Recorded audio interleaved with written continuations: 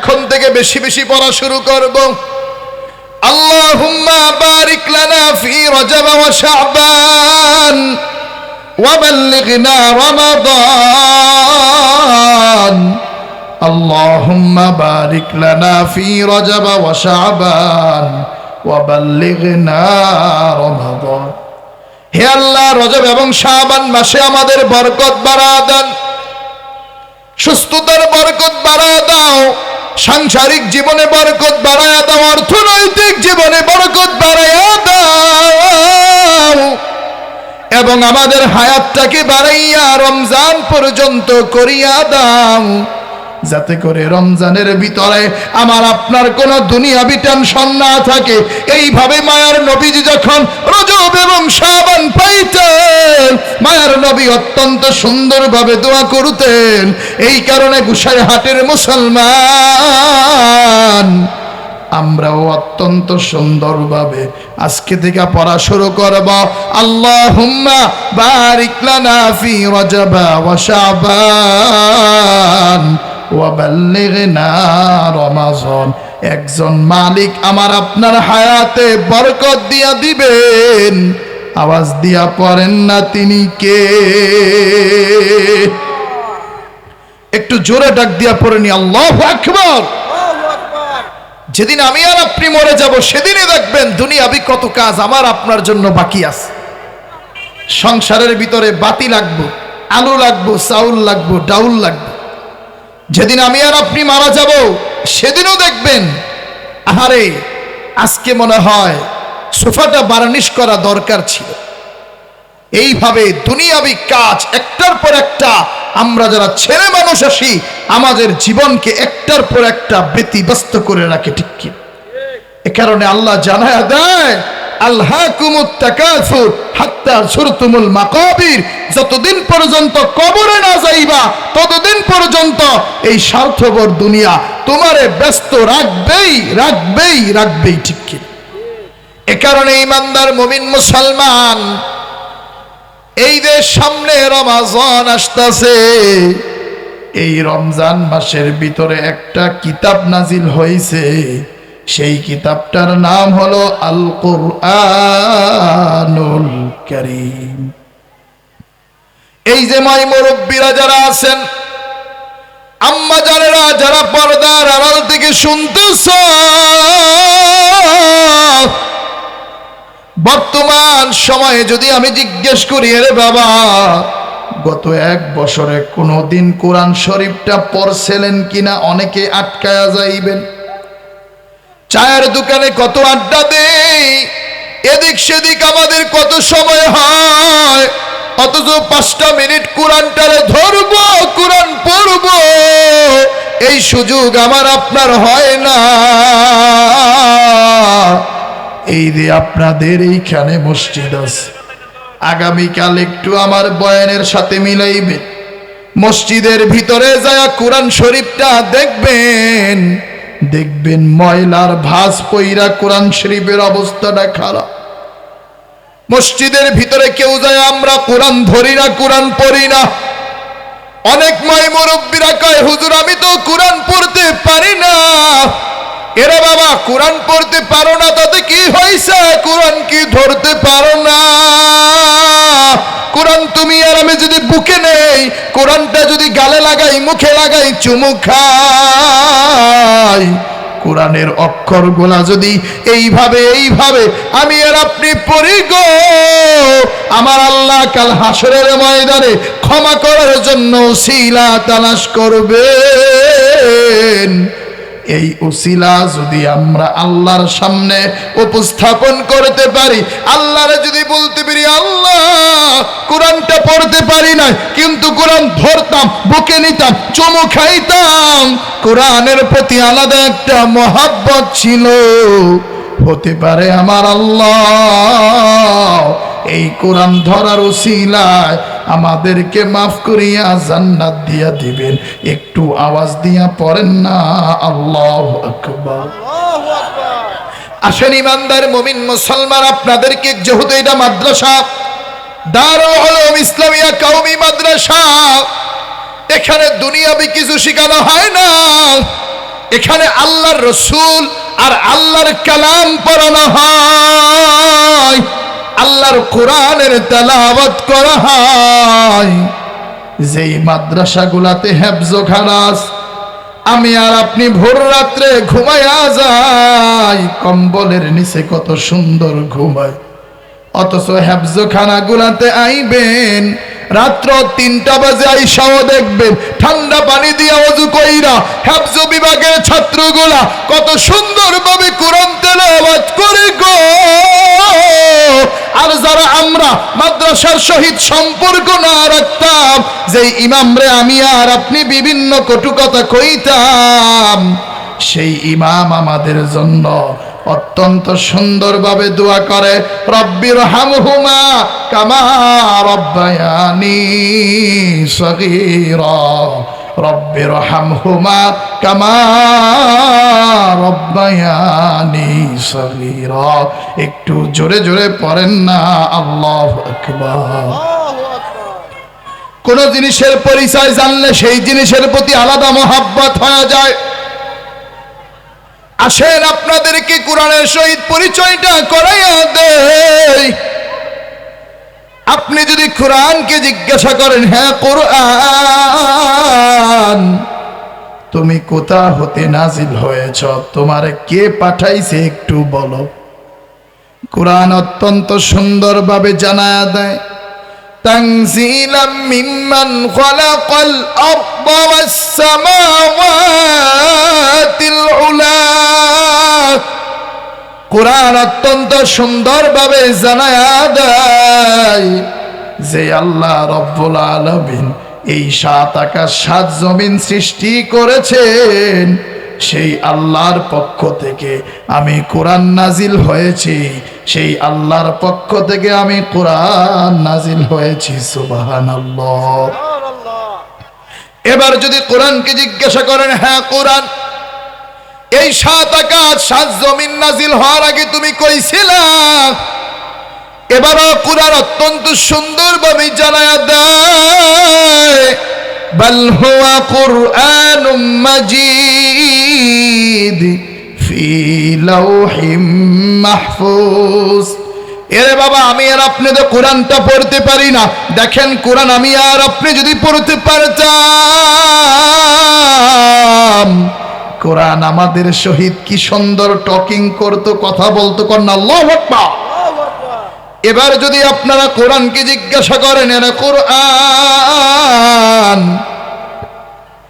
এই 7 আকাশ 7 জমিনের পক্ষ থেকে আসছো, এটা বুঝলাম। 7 আকাশ 7 জমিন নাজিল হওয়ার আগে তুমি লৌহে মাহফুজে ছিলা, এটাও বুঝলাম। এই দুনিয়ায় তুমি কার উপর নাজিল হয়েছ, কোন ব্যক্তির উপর নাজিল হয়েছে একটু বলো। এবারও কোরআন অত্যন্ত সুন্দরভাবে জানায়া দেয়, তাবারাকাল্লাযী নাযালাল ফুরকান আলা আবদিহি লিয়াকুনা লিল আলামিনা নাযীরা। এবার কোরআন অত্যন্ত সুন্দরভাবে জানা দেয়, হাবিবে কিবরিয়া শফিয়ে মাহশর রাহমাতুল লিল আলামিন সাইয়্যিদুল কাউনাইন সাইয়্যিদুস সাকালাইন জনাবে মুহাম্মদুর রাসূলুল্লাহর উপর আমি কোরআন নাজিল হয়েছি, আমি কোরআন নাজিল হয়েছি। একটু জবানটা ছিঁড়ে দিয়ে পড়েন না সুবহানাল্লাহ। এইখানে নতুন একটা ইলম জানতে পারলাম। আমি আর আপনি মনে করি কোরআনের নাম হলো কোরআন শরীফ, কিন্তু দেখেন কোরআনের নাম একটা না একাধিক। আমার আল্লাহ এখানে বলছেন তাবারাকাল্লাযী নাযালাল ফুরকান, তার মানে কোরআনের একটা নাম হলো ফুরকান। আবার আমার আল্লাহ রব্বুল আলামিন বলেছেন বাল হুয়া কুরআনুম মাজিদ ফি লাওহিম মাহফুজ। এইখানে কোরআনের নাম হলো কোরআন মাজিদ। আবার যদি টান দেন ইন্নাহু লাকুরআনুম কারীম, এইখানে কোরআনের নাম হলো কোরআন কারীম। আবার যদি টান দেই ইন্না নাহনু নাযালনা যিকির, এইখানে কোরআনের নাম হলো জিকির। আবার যদি টান দেই قد جاءكم من الله نور وكتاب مبين। এইখানে কোরআনের নাম হলো নূর, এইখানে কোরআনের নাম হলো কিতাবুম মুবিন। একটু জবানটা ছেড়ে দিয়ে পড়েন না আল্লাহু আকবার। তার মানে কোরআনের নাম একটা না, বরঞ্চ একাধিক নাম। কোন কোন নাম 96টা, আবার কেউ বলেন 66টা। এর মানে বোঝা যায় কোরআনের নাম একটা না, বরঞ্চ কোরআনের একাধিক নাম, একাধিক নাম। সুবহানাল্লাহ। এবার যদি কোরআনকে জিজ্ঞাসা করেন, এরা কোরআন তুমি এই দুনিয়ার জমিনে কোন মাসে আগমন করেছ? এবার কোরআন অত্যন্ত সুন্দরভাবে জানায়া দেয়, বাল হুয়া কুরআনুম মাজিদ। এবার কোরআন অত্যন্ত সুন্দরভাবে জানায়া দেয়, শাহরু রমাদান আল্লাযী উনজিলা ফীহিল কুরআন। কোরআন অত্যন্ত সুন্দরভাবে জানায়া দেয়, আমি এই দুনিয়ার জমিনে রমজান মাসে আগমন করেছি, রমজান মাসে আগমন করেছি। এবার যদি কোরআনকে জিজ্ঞাসা করেন, কোরআন বুঝলাম তুমি রমজান মাসে আগমন করেছ, তুমি রমজানের দিনের বেলা আগমন করেছ নাকি রাতের বেলা আগমন করেছ? এবারও দেখবেন কোরআন কি সুন্দরভাবে জানায়া দেয়, ইন্না আনজালনাহু ফি লাইলাতিল কদর। কোরআন জানায়া দেয় রমজান মাসের কদরের রাত্রিতে আমি দুনিয়ার জমিনে আগমন করেছি। আল্লাহু আকবার। এবার যদি আপনারা কোরআনকে জিজ্ঞাসা করেন, কোরআন এই দুনিয়ায় তোমার কাজটা কি, এই দুনিয়ায় তোমার কাজটা কি? এবারও কোরআন অত্যন্ত সুন্দরভাবে আপনারা আমারে আয়াত দিয়া উত্তর দেয়, লিতুখরিজান নাসা মিনাজ যুলুমাতি ইলান নূর। এবারও কোরআন জানায়া দেয়, এই দুনিয়ার ভিতরে যেই মানুষগুলা জান্নাতের পথ না চিনা জাহান্নামের দিকে আগায়া যায়, এই দুনিয়ার যেই মানুষগুলা হালাল চিনে না, হারাম চিনে না, আমি কোরআন তাদেরকে জাহান্নাম থেকে ধইরা ধইরা জান্নাতের পথে নিয়ে যাওয়ার জন্য আমি দুনিয়ার জমিনে আগমন করেছি, আমি দুনিয়ার জমিনে আগমন করেছি। এবার যদি আপনি কোরআনকে জিজ্ঞাসা করেন, হ্যাঁ কোরআন তোমারে যদি আমরা আমাদের নিজেদের লাইফ স্টাইল বানায়া নেই, তোমারে যদি আমরা আমাদের আইডল বানায়া নেই, আমাদের লাভটা কি, আমাদের কি উপকার? কারণ কোরআনের কথা ভালো করে কইতে গেলে কখনো কখনো আমারে জঙ্গি বলা হয়, কোরআনের কথা ভালো করে কইতে গেলে কখনো কখনো আমারে নির্যাতন সহ্য করতে লাগে। এ কারণে কোরআন তোমারে যদি আমি পরিপূর্ণ অনুসরণ করি আমাদের কি লাভ? এবারও কোরআন অত্যন্ত সুন্দরভাবে জানায়া দেয়, ফামান তাবিআ হুদায়া ফালা খাউফুন আলাইহিম ওয়ালা হুম ইয়াহজানুন। কোরআন আমাদেরকে জানায়া দেয় দুনিয়ার ভিতরে যেই মানুষগুলা আমি কোরআনের অনুসরণ করবে, কোরআনের হালালকে হালাল হিসেবে মানবে, কোরআনের হারামকে হারাম হিসেবে মানবে, তাদের দুনিয়াতেও টেনশন নাই, আর তাদের মরতে দেরি আছে। মাওলা পাকের জান্নাত তাদের জন্য রিজার্ভ হইতে দেরি নাই, রিজার্ভ হইতে দেরি নাই। একটু জবানটা ছেড়ে দিয়ে পড়েন না সুবহানাল্লাহ। মাশাআল্লাহ, কোরআনের পরিচয়টা পাইলাম। আমাদের ভালো লাগতেছে না খারাপ লাগতেছে? কারণ দুনিয়ার মধ্যে একজনের পছন্দ হয়েছে, মই মুরব্বীদেরকে যা বলছি, ওরে আমার ভাল লাগছে, আগে খুঁজটা নেয় কার পরিবারের, কার কি, কার ছেলে কার মেয়ে, ঠিক কিনা? কারণ পরিচয় জানার মাধ্যমে যে কোনো জিনিসের প্রতি আলাদা একটা টান, আলাদা একটা মায়া, আলাদা একটা মহাব্বত একজন তৈরি করে দেন। তিনি কে? আজকে অত্যন্ত দুঃখ লাগে, কষ্ট লাগে, সারাটা জীবন অনেকে নামাজ পড়তে পড়তে কপালে কালো দাগ হয়ে গেছে, এখনো একটা সূরা শুদ্ধ করে পড়তে পারে, এখনো সূরা ফাতিহাটা শুদ্ধ না বা, অথচ নামাজ সহিহ হওয়ার জন্য 1 নম্বর শর্ত হলো কিরাত শুদ্ধ।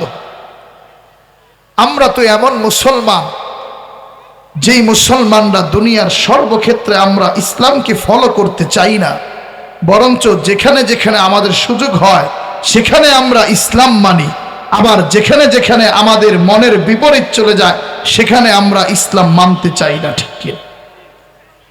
আবু বকর রাদিয়াল্লাহু তাআলা আনহুর খেলাফতের ওয়াজ শুনে আমি আর আপনি চোখের পানি ঝরাই। ওমর রাদিয়াল্লাহু তাআলা আনহু এর শাসনামলের ওয়াজ শুনে আমি আর আপনি চোখের পানি ঝরাই। রাসূলের রাষ্ট্রজীবনী আলোচনা শুনে আমি আর আপনি চোখের পানি ঝরাই। কিন্তু রাসূলুল্লাহর মতো আদর্শ রাষ্ট্র যারা চালাইতে চায়, যারা ইনসাফের রাষ্ট্র চালাইতে চায়, যারা সমাজের সব ক্ষেত্রে ভালো মানুষগুলোকে আনতে চায়, আবার দেখা যায় আমরা তাদেরকে চাই না। অথচ সেই মুসলমানগুলাই আমরা ওয়াজের মাঠে বৈশা বৈশা রাসূলুল্লাহর রাষ্ট্রনীতি শুইনা, ওমরের, আবু বকরের, ওসমানের, আলীর জীবনী শুইনা চোখের পানি সারি। অথচ আমরা যদি এরকম মানুষকে দাঁড় করায়া দেই, আমরাই তাদেরকে চাই না, ঠিক কিনা? এটাই দুনিয়ার নীতি, এটাই দুনিয়ার নীতি। এমন মুসলমান আল্লাহ তুমি আমাদের দুনিয়ার সর্বক্ষেত্রে শোনেন, কোরআনটা পড়লে সরাসরি আমি আর আপনার আল্লাহর সাথে কানেকশন হয়ে যায়, কথা বলা হয়ে যায়। কন্যা আল্লাহু আকবার। আজকে দুনিয়াবি সব কিছু শিখার জন্য আমরা পাগল। আগের দিনে আমরা যখন সকাল করতাম, ফজরের সময় আমাদের নানীদের কণ্ঠে, দাদিদের কণ্ঠে সূরা ইয়াসিনের তেলাওয়াতের আওয়াজ প্রত্যেকটা ঘর থেকে বের হইত।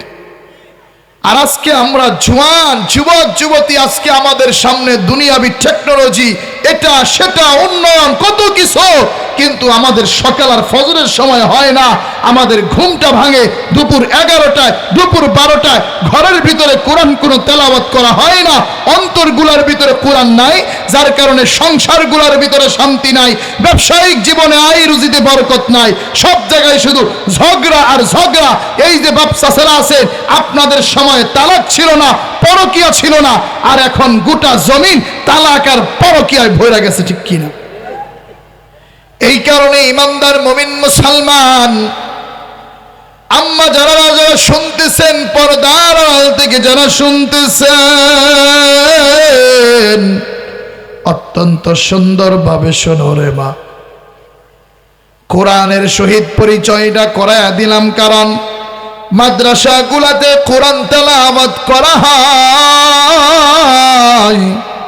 এই যে এখন জানুয়ারি মাস চলতেছে, প্রত্যেক মানুষ নিয়াত করবেন, আপনার সংসারের ভিতরে 3 জন সন্তান থাকলে একজনকে অন্তত পক্ষে কোরআনের পাখি বানানোর চেষ্টা করব ইনশাআল্লাহ। মুরব্বীরা, আপনারা তো এখন আর আমল করতে চান না, অথচ দেখেন এই দুনিয়ার ভিতরে এমন কিছু আল্লাহর ওলি ছিলেন যাদের আমলের জিন্দেগির কথা শুনলে দুনিয়াবাসী পাগল পারা হয়ে যায়। হৃদয়ের কথাগুলা দিয়া, কানগুলা দিয়া আমাদের বক্তব্যটা শোনো। এই দুনিয়ার ভিতরে একজন বড় আল্লাহর ওলি ছিলেন খাজা কুতুবউদ্দিন বখতিয়ার কাকি। ওলামায়ে হিন্দ কা শানদার মাঝের ভিতরে ঘটনা লেখা হয়েছে। খাজা কুতুবউদ্দিন বখতিয়ার কাকি রহমাতুল্লাহি আলাইহি, যার নামে দিল্লির কুতুব মিনার এখনো দাঁড়িয়ে আছে। পুরা বিশ্বের মানুষগুলা দিল্লি শহরের কুতুব মিনার দেখতে যায়, তার স্থাপত্য শৈলী দেখতে চায়, সৌন্দর্যতা দেখতে যায়। এই খাজা কুতুবউদ্দিন বখতিয়ার কাকি যখন মুমূর্ষ অবস্থায়, তখন তিনি তার খোলাফাদেরকে ডাকলেন, সন্তানদেরকে ডাকলেন। সন্তানদেরকে ডাক দিয়া বললেন, এর সন্তান, আমি মারা যাওয়ার পরে যারে তারে দিয়া আমার জানাজা পড়াইবা না। এই পুরা দিল্লি শহরের ভিতরে তোমরা যদি 4 গুণওয়ালা মানুষ পাও, তারে দিয়া আমার জানাজা পড়াইবা, অন্যথায় আমাকে বিনা জানাজায় দাফন করে দিবা। 1 নম্বর শর্ত হলো আমার জানাজা ওই মানুষটা পড়াবে যেই মানুষ বালেগ হওয়ার পরে কোনোদিন তাকবীরে উলা মিস করে নাই। এরে বাবা, তাকবীরে উলা মানে ইমাম যে প্রথম তাকবীর বলে আল্লাহু আকবার ওইটা।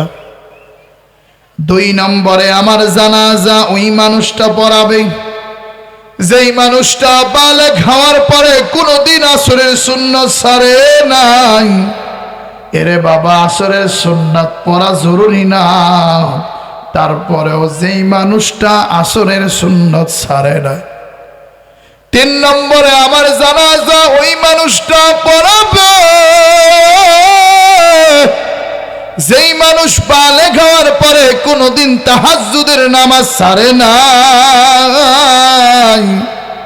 এরে বাবা, আমি আর আপনি তাহাজ্জুদের নামাজের সহিত আমার আপনার কোনো সম্পর্ক নাই। এই যে গত রমজান চলে গেছে, আবার রমজানের আগমন ঘনিয়ে আসছে। এই 9-10 মাসে কে কয়দিন তাহাজ্জুদ পড়েছি একটু নিজের অন্তরকে জিজ্ঞাসা করি। রমজান মাসে তাহাজ্জুদ পড়া সহজ হয়ে যায়, অনেক আগে উঠা গেছি, সাহারি করেছি, এখনো ফজরের সময় বাকি আছে, কি করব। তখন দেখা যায় আমরা মুরব্বীরা যারা আছি, যুবকরা যারা আছি, মসজিদে যাইয়া 2 রাকাত তাহাজ্জুদ পড়ি। কিন্তু এই যে গত 8-9 মাসে কে কয়দিন তাহাজ্জুদ পড়েছি একটু নিজের অন্তরকে জিজ্ঞাসা করি। অথচ নিজেদের জীবনে কত কিছুর প্রয়োজন, কত অসুবিধা। তাহাজ্জুদের সময়টা যখন হয়, ও আমার যুবক ভাইরা ভালো করে শুনিয়া লও, যাদের এখনো বিদেশি কাগজপত্র হয় না, যাদের কোনো কর্মসংস্থানের ব্যবস্থা হয় না, আপনারা তো পাগল হয়ে যান। বিদেশি কাগজ জমা দিয়েছে, দালালরা সারাদিন ফোন, অথচ শোনো তাহাজ্জুদের সময়টা যখন হয়ে যায়, আমার আল্লাহ রব্বুল আলামিন প্রথম আকাশে চইলা আসে। প্রথম আকাশে আইসা আমার আল্লাহ ডাকতে থাকে, মাইয়াদউনি ফাস্তাজিব লা, মাইয়াস্তাগফিরুনি ফাগফির লা, মাইয়াসআলুনি ফাউতিয়া। আমার আল্লাহ ডাকতে থাকে, কে আসো। আমি আল্লাহর কাছে ক্ষমা চাইবা। কার টাকা লাগবে আমি আল্লাহর কাছে চাও, কার মিথ্যা মামলা আছে আমি আল্লাহর কাছে চাও, কার সন্তান হয় না আমি আল্লাহর কাছে চাও। মায়ার নবী দয়াল নবী হাদিসে জানাইয়া দেন, তাহাজ্জুদ ওয়ালাদের চোখের পানি নাকের ডগায় আসার আগে আমার আল্লাহ রব্বুল আলামিন তাহাজ্জুদ ওয়ালাদের সকল দোয়াগুলো কবুল আর মঞ্জুর করিয়া নেন। একটু জোরে জোরে পড়েন না আল্লাহু আকবার। মায়ার নবী অপর হাদিসে বলেন, আলাইকুম বিকিয়ামিল লাইল ফাইন্নাহু দাবুস সালিহিনা ক্বাবলাকুম। নবী বলেন, তোমাদের উপর আবশ্যক হলো তাহাজ্জুদের নামাজ আদায় করা। ফাইন্নাহু দাবুস সালিহিনা ক্বাবলাকুম, কেননা এই তাহাজ্জুদের নামাজ তোমাদের পূর্ববর্তী যত নেককার মানুষ ছিলেন তাদের একটা অভ্যাস ছিল, তারা নিয়মিত তাহাজ্জুদের নামাজ আদায় করতেন। এই তাহাজ্জুদের নামাজের কত ফজিলত শোনা নাও। মায়ার নবী হাদিসে জানাইয়া দেয়, ওয়া হুয়া কুরবাতুন ইলা রাব্বিকুম। এই তাহাজ্জুদ নামাজের মাধ্যমে একজন মানুষ সাধারণ মানুষের ক্যাটাগরি থেকে আল্লাহর ওলিতে পরিণত হয়ে যায়, আল্লাহর ওলিতে পরিণত হয়ে যায়। সুবহানাল্লাহ। এরপরে মায়ার নবী বলেন, ওয়া মাগফিরাতুন লিস-সাইয়্যাত। এই তাহাজ্জুদের মাধ্যমে আল্লাহ রাব্বুল আলামিন মানুষের গুনাহ খাতাগুলো মাফ করিয়া দেয়। সুবহানাল্লাহ। এরপরে মায়ার নবী আরো জানাইয়া দেয়, ওয়া মানহাতুন আনিল ইসম। এই তাহাজ্জুদের নামাজ যারা আদায় করে গো, আল্লাহ রব্বুল আলামিন তাদেরকে সব ধরনের গুনাহ থেকে বিরত রাখেন, তাদেরকে সব ধরনের গুনাহ থেকে বিরত রাখেন। একটু জবানটা ছেড়ে পড়েন না সুবহানাল্লাহ। এরে বাবা, বারবার সুবহানাল্লাহ পড়াই, আলহামদুলিল্লাহ পড়াই, মনে করতে পারেন আমিনুল এত কেন পড়াও? এরে বাবা শোনা, আমরা বর্তমানে ন্যাক করতে চাই না, বর্তমানে ন্যাকের কাজের প্রতি উদ্বুদ্ধ হই না। এই যে সুবহানাল্লাহ বলতেছ, আলহামদুলিল্লাহ বলতেছ, মায়ার নবী দয়াল নবী জানাইয়া দেন, দুনিয়ার ভিতরে একজন মানুষ যখন সুবহানাল্লাহ পড়ে, দুনিয়ার ভিতরে একজন মানুষ যখন আলহামদুলিল্লাহ পড়ে, আসমান জমিনের খালি জায়গাগুলা আল্লাহ রব্বুল আলামিন নেকি দিয়া পরিপূর্ণ করিয়া দেয়, নেকি দিয়া পরিপূর্ণ করিয়া দেয়। সুবহানাল্লাহ। এরপরে মায়ার নবী আরো জানাইয়া দেয়, আমার আল্লাহ রব্বুল আলামিন দুনিয়ার ভিতরে যারা একবার সুবহানাল্লাহ পড়ে, দুনিয়ার ভিতরে যারা একবার আলহামদুলিল্লাহ পড়ে, আল্লাহ রব্বুল আলামিন তাদের মিজানের পাল্লাটাকে নেকি দিয়া পরিপূর্ণ করিয়া দেয়। এই কারণে ইমানদার মুমিন মুসলমান, আপনাদের যাদের কষ্ট হয় তাদের পড়া লাগবেন না, যারা সুস্থ আছেন তারা একটু জোরে জোরে পড়েন না আল্লাহু আকবার। কারণ বাবা, এই যে এখন আমরা বয়ান শেষ কইরা বাড়িতে যাইতে পারবো আজকে, এর কোনো গ্যারান্টি আছে? দুনিয়াতে সব কিছুর নিশ্চয়তা দিতে পারবে, কিন্তু নিঃশ্বাসের কোনো নিশ্চয়তা দেওয়া যায় না, ঠিক কি? এই যে গতকালকে দেখেছেন আপনারা, কুষ্টিয়ার একজন জেলার দায়িত্বশীল তিনি বক্তব্য দিচ্ছেন, আহারে বক্তব্যের ভিতরে তার জানটা আমার আল্লাহ রব্বুল আলামিন নিয়ে গেলেন। বক্তব্যের শুরুতেও তিনি হয়তো ভেবেছিলেন আরো কতদিন বাঁচবেন, কিন্তু বক্তব্যের মাঝখানে আল্লাহ তারে নিয়ে গেছেন কন্যা আল্লাহ। শুধু তাই নয়, ঠাকুরগাঁও দেখলাম এই আমাদের মতো একজন আলেম ভাই বয়ান করছেন। বয়ানের ভিতরে এরকম ভাবে বয়ান করতেছেন, কত সুন্দর সুললিত কণ্ঠে, কিন্তু আমরা দেখতে পাইলাম হঠাৎ করে হার্ট অ্যাটাক করে সেই মানুষটাও দুনিয়া থেকে চলে গেছে। এ কারণে আমার আল্লাহ জানায় দেন, কুল্লু নাফসিন যায়িকাতুল মাউত, দুনিয়াতে যার প্রাণ আছে তার আজকে না হয় কাল মৃত্যুর স্বাদ গ্রহণ করা লাগবে। এ কারণে আমার নবী হাদিসে বলেন, আল মাউতু জিসরুন ইউসিলুল হাবিবা ইলাল মাহবুব, মৃত্যু এটা তো একটা পোল, এই পোলের মাধ্যমে একজন বন্ধু আল্লাহর কাছে পর্যন্ত পৌঁছায়া যায়। এ কারণে ইমানদার মুমিন মুসলমান, আমাকে আপনাকে আল্লাহ যতদিন রাখছে দুনিয়াবি কাজ করব, নামাজ পড়ব, জীবনে মানুষের কোনো ক্ষতি করব না, মা বাবার খেদমত করব, মা বাবার সহিত ভালো আচরণ করব, মা বাবা যদি বেঁচে না থাকেন তাদের জন্য দোয়া করব, রব্বির হামহুমা কামা রব্বায়ানি সগীরা। আর মা বাবা যদি বেঁচে থাকেন তাদের খেদমত করব, তাদের জামা কাপড় ধুইব। আজকে এমন কপাল পুরা জাতি আমরা হারে, নেতায় আসলে অভিভাবক বলতে বলতে মুখে সেবরি বানায় ফেলায়, নেতার পায়ে ধইয়া সালাম করার জন্য পাগল পারা হয়ে যায়, অথচ মায়ে বাবারে ভাত দেয় না, খাবার দেয় না। এরকম কুলাঙ্গার সন্তান হাজার হাজার বাংলার জমি আছে না নয়? জীবনে মা বাবারে একদিন সালাম দেয় না, কয় মা বাবারে সালাম দিতে শরম লাগে, অথচ নেতায় আসলে এমন তেল দেয়, এমন পাম দেয়, এমন চাটুকারিতা দেয়, পাও ধইরা পর্যন্ত সালাম করতে কোনো লাজ শরম লাগে না, ঠিক কিনা? এ কারণে ইমানদার মুমিন মুসলমান, নেতাদের নামের স্লোগান বাদ দেন, আল্লাহর নামের স্লোগান দেন। আমার মায়ার নবী হাদিসে বলেন, শোনো শোনো শোনো, দুনিয়ার ভিতরে যারা খালেক আল্লাহর নামে স্লোগান দেয় তাদের ক্যাটাগরি সাধারণ মানুষদের থেকে উপরে উঠে আল্লাহর ওলিতে পরিণত হয়। আল্লাহু আকবার।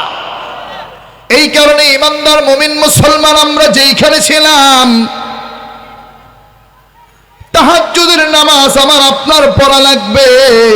এই যে রাত্রটা, এখন এশারের নামাজ সন্ধ্যা 7টায়, ফজর যায় আবার সেই 6টা বাজে। এই দীর্ঘ টাইমে অনেক সময় 2টা বাজে, 3টা বাজে, ঘুমটা ভাইয়া যায়। বাবারে আজকের ওয়াজ থেকে এই মেসেজটা নিয়ে যান, কষ্ট হইল হাত পাউডা ধরলাম, একটু একটা দিন তাহাজ্জুদের নামাজ আদায় করেন, দুনিয়ার সব মানুষগুলা যখন ঘুমায়, সেই ফজরের সময় যা লাগে একটু আল্লাহর কাছে কেঁদে কেঁদে বলেন, দেখবেন এমন একটা আনন্দ আমি আর আপনি পাইব, সেই আনন্দ আমার আপনার হৃদয়কে একজন মালিক সান্ত্বনা করে দিবেন। একটু জবান ছেড়ে পড়েন না আল্লাহু আকবার। খাজা কুতুবউদ্দিন, মনে আসেনি কোন জায়গায় ছিলাম? খাজা কুতুবউদ্দিন বখতিয়ার কাকি রহমাতুল্লাহি আলাইহি 3 নম্বর শর্ত দেন, আমার জানাজা ওই মানুষটা পড়াবে যেই মানুষটা বালেগ হওয়ার পরে কোনোদিন তাহাজ্জুদের নামাজ মিস করে না। 4 নম্বরে খাজা কুতুবউদ্দিন বলেন, আমার জানাজা ওই মানুষটা পড়াবে যেই মানুষটা বালেগ হওয়ার পরে কোনোদিন বেগানা নারীর দিকে তাকায় না। এরে বাবা, আমি আর আপনি যখন রাস্তাঘাটে বের হয়, আমার আপনার বেগানার দিকে নজর পড়ে যায়। মায়ার নবী বলেন, লা তুতবিআন নাযরাতান নাযরাতা ফাইন্না লাকাল উলা ওয়া লাইসাত লাকাল আখিরা। মায়ার নবী জানাইয়া দেয়, যখন তোমাদের কোনো বেগানার দিকে নজর পড়ে যাবে, সাথে সাথে আস্তাগফিরুল্লাহ বলে নজরটা সরায়া লাইবা। এরপরে যদি আবার তুমি ইচ্ছাকৃতভাবে নজর দাও, আল্লাহ রাব্বুল আলামিন তোমার আমলনামায় চোখের গুনাহ দিয়া দিবেন। নাউজুবিল্লাহ। খাজা কুতুবউদ্দিন এই 4টা নসিহত করলেন। 1 নম্বরে, যেই মানুষটার তাকবীরে উলা মিস হয় নাই। 2 নম্বরে, যেই মানুষটার তাহাজ্জুদের নামাজ মিস হয় নাই। 3 নম্বরে, যেই মানুষটার আসরের সুন্নাত মিস হয় নাই। 4 নম্বরে, যেই মানুষটা বেগানা নারীদের দিকে তাকাই না। এইভাবে নসিহত করার পরে সত্যি সত্যি খাজা কুতুবউদ্দিন ইন্তেকাল হয়ে গেছে। দিল্লির শাহী মসজিদের সামনে জানাজা দাঁড়া গেছে। আমি আমার জীবনে খাজা কুতুবউদ্দিনের জানাজার সেই ঐতিহাসিক দৃশ্য দেখি নাই, তবে বাংলার জমিনে খাজা কুতুবউদ্দিনের কিছু উত্তরসূরিদের ঐতিহাসিক জানাজার দৃশ্য দেখেছি। আমি এই বাংলার জমিনের ভিতরে শাইখুল ইসলাম আল্লামা শাহ আহমদ শফির জানাজার দৃশ্য দেখেছি। আমি এই বাংলার জমিনের ভিতরে আল্লামা জুনায়েদ বাবু নগরীর জানাজার দৃশ্য দেখেছি। আমি এই বাংলার জমিনের ভিতরে আল্লাহর কুতুব সৈয়দ ফজলুল করিমের জানাজার দৃশ্য দেখছি রে। আমি এই বাংলার জমিনের ভিতরে যেই মানুষটা 50টা বছর কোরআনের দাওয়াত দিয়েছে, সেই আল্লামা দেলওয়ার হোসেন সাইদির জানাজার দৃশ্য দেখছি রে।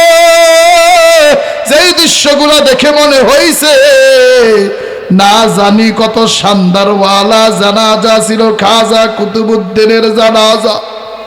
সামনের কাতারে সব বড় বড় মানুষগুলা দাঁড়ায় গেছে। এবার তার সন্তানরা লাখ মানুষের সামনে ঘোষণা দিতেছে, আপনাদের ভিতরে যদি এই রকমের কোনো মানুষ থাকেন, যেই মানুষ বালেগ হওয়ার পরে কোনোদিন তাহাজ্জুদ মিস হয় নাই, তাকবীরে উলা মিস হয় নাই, আসরের সুন্নাত মিস হয় নাই, যেই মানুষ বালেগ হওয়ার পরে কোনোদিন বেগানা নারীদের দিকে তাকান নাই, এই রকমের যদি কোনো মানুষ থাকেন একটু সামনে আসেন। কারণ আজকের জানাজার হকদার আপনার, কারণ আজকে জানাজা আপনি পড়াইবেন।